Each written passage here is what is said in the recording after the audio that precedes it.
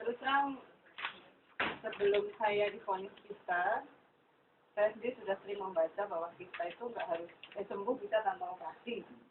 Tapi ketika saya divonis kista, ya kalau dokter opsinya operasi karena waktu itu 4,8. 4,8 ya. Di ovarium atau di ovarium? Oh, di ovarium. Itu terjadi 2008 Agustus. Nah, kalau saya dan suami memang tidak mau operasi karena saya nggak mau, tapi karena kebetulan keluarga saya itu keluarga kesehatan. Jadi ada yang orang farmasinya, ada perawat, ada pokoknya jadi di keluarga kami memang keluarga besar rata-rata orang kesehatan. Terutama orang tua saya dan mereka sudah operasi saja. Dan di situ membuat sebenarnya sakit itu kan intinya ada di seperti kata ibu apa pikiran otak ya di pikiran sugesti gitu kan. Tapi sugesti saya berperang dengan keluarga besar saya. Jadi membuat saya stres kan. Ya, jadinya kan membuat stres sehingga akhirnya saya dikasih waktu oke, tak kasih waktu 6 bulan. Kamu cari alternatif, terserah kamu mau ngapain. Tapi kalau itu nggak sembuh, kamu harus operasi. Ya, alternatif saya cari, akhirnya pada titik di mana saya mau cek lagi. Cek yang kedua, dan ternyata itu tidak berubah sama sekali. Saya sudah semakin stres karena saya harus operasi. Tapi saya tahu kalau saya operasi yang akan saya alami, yang jelas karena operasinya di saat itu dibilang angkat aja karena saya udah punya anak 2, angkat 1 aja karena kan sebelah kiri waktu itu. Dan saya tahu kalau itu maka saya akan mengalami menopause dini. Dan itu yang saya tidak mau. Umur saya masih di bawah 30 waktu itu. Dan kalau laki-laki di sekitaran umur itu kan bapak-bapak tahu sendiri kan. Enggak saya. Jadi terus terang itu momok buat saya dan oke, pada akhirnya di situ saya agak ngedrop oke lah saya operasi karena saya merasa sudah salah posisi. Tapi ternyata ada salah satu dari tante saya yang sepertinya tahu kalau saya nggak mau operasi, saya tertekan dengan kondisi itu. Beliau telepon dan beliau dan suaminya lah yang didengarkan oleh orang tua saya. Udah kamu nggak usah takut, kamu tak kirimin obat, kamu minum, kamu nggak usah operasi. Tapi nanti tetap ikutin kata orang tuamu, kamu ke Surabaya cek second opinion. Itu dokter dari tante saya itu. Kebetulan masih tante saya itu punya relasi itulah. Terus oke, saya minum. Nanti besok sopir nganterin ke Bogor ke sini dari Bogor ke sini. Apa harus diantarkan? Itu cairan. Saya itu juga nggak tahu. Dan itu adalah noni. Saya dikasih 2 botol, sopir dikirim ke Jogja, datang dari Bogor. Iya. Karena nggak tahu cara ngirim pakai apa ya, karena kan Karena nggak bisa sembarangan ekspedisi. Itu. Dan saya janjian di Surabaya ketemu dengan dokternya tante saya itu kira-kira seminggu kemudian kalau nggak salah. Enggak. Seminggu memang janjiannya sudah tanggal itu, tapi itu kira-kira seminggu sebelumnya saya mendapat noni itu. Nah itu kan dicek dan sebenarnya dokter yang di Surabaya sama di Sarjito pun temenan kan. Nah akhirnya bapak saya agak oke lah, ikutin aja ke Surabaya dulu, pas di Surabaya dicek lagi. Dan terus terang cek ketiga ini bikin saya trauma ke dokter. Dalam artian saya setelah sampai sekarang pun saya nggak mau dicek dalam, cek maksudnya masih tapi kalau cek darah masih oke lah. Tapi kalau itu membuat saya trauma karena trauma dalam artian gini, 3 kali saya dicek saya melihat itu buletan itu gitu loh. Saya benar-benar trauma. Dan sampai di sana saya ingat betul waktu di sini 4,8, sampai di sana 4,6. Dan itu tidak ada yang aware kecuali saya. Termasuk suami saya pun sudah stres. Maksudnya kalau sudah semuanya operasi. Tapi kalau di Surabaya, LKS-nya masih diambil aja, nggak diangkat. Sekarang terserah mau di sana atau di Saya waktu itu masih di dalam situ saya masih oke lah saya operasi.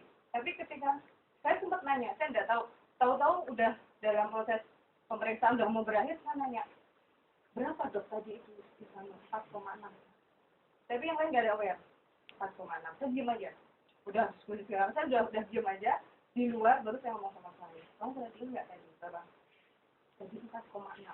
Dan saya cuma disuruh minum karena saya nggak tahu non itu apa dan bagaimana. Dia cuma bilang minum kamu 60/3. Udah gitu aja. Nah terus minum seminggu ya? Iya 4,6. Terus disitu saya aku nggak mau Pak. Setelah nanti ngomong sama Pak Ibu gimana, pokoknya aku udah nggak bisa ngomong, aku mau operasi.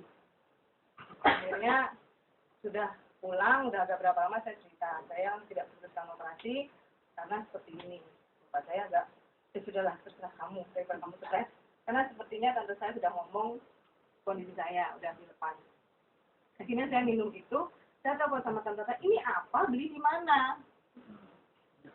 Saya nggak tahu.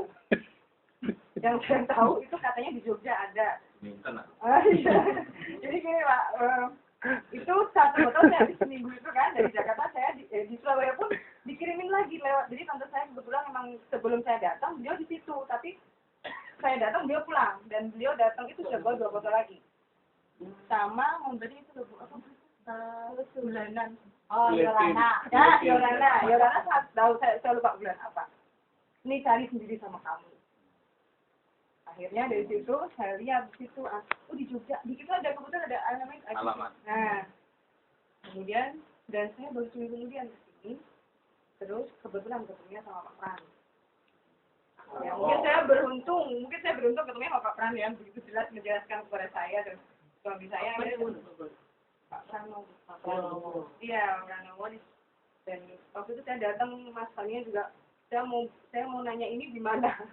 Dan itu di sini kemudian ada Pak Pran, terus dijelasin semuanya. Saya baru ingat bahwa 3 tahun sebelumnya saya yang kenalan itu cuma bilang ini bagus tapi mahal. Saya ingat itu akhirnya.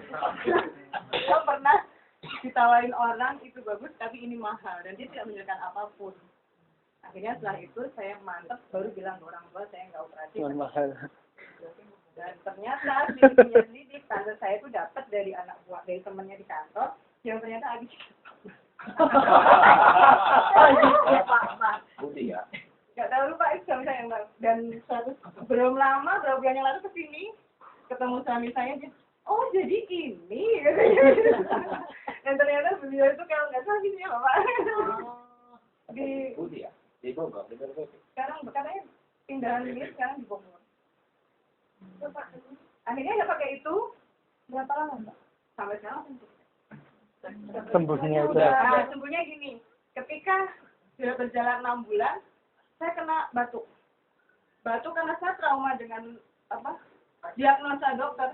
Terus saya nggak ada salahnya kalau saya tuh periksa batuk saya kan, sampai batuk saya tuh parah, ternyata paru-paru saya kena. Paru-paru.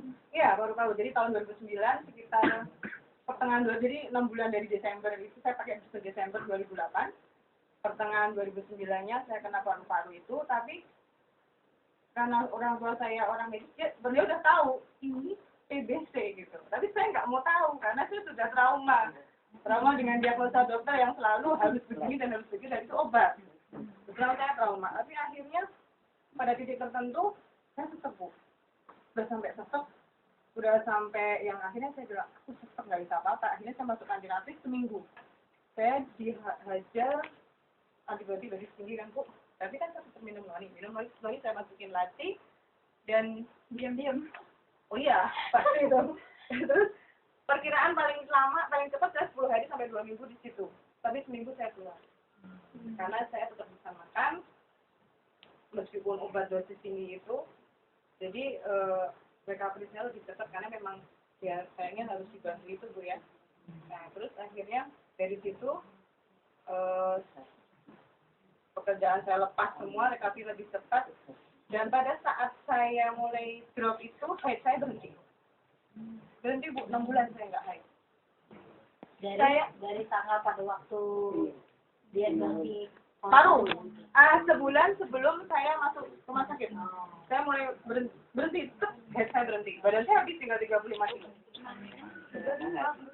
Oh iya, saya nggak berani lihat diri saya sendiri, apalagi foto. Dan pada saat November, setelah lebarannya waktu itu seminggu sebelum lebaran, saya udah bisa keluar. Setelah lebaran saya harus foto KTP baru. Dan itu yang tidak bisa saya hindar. Begitu saya lihat foto saya, kata anak saya, itu nenek bunda.